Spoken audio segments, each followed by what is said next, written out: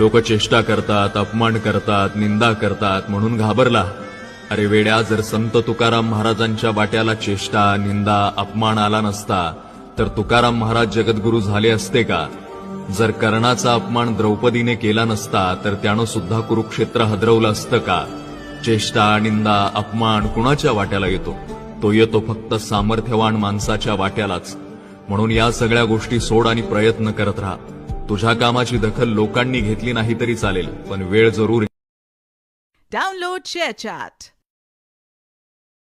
लोक चेष्टा करतात, अपमान करतात, निंदा करतात म्हणून घाबरला. अरे वेड्या, जर संत तुकाराम महाराजांच्या वाट्याला चेष्टा, निंदा, अपमान आला नसता तर तुकाराम महाराज जगद्गुरु झाले असते का? जर कर्णाचा अपमान द्रौपदीने केला नसता तर त्यानं सुद्धा कुरुक्षेत्र हदरवलं असतं का? चेष्टा, निंदा, अपमान कुणाच्या वाट्याला येतो?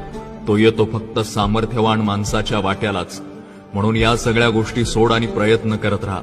तुझ्या कामाची दखल लोकांनी घेतली नाही तरी चालेल, पण वेळ जरूर. Download ShareChat.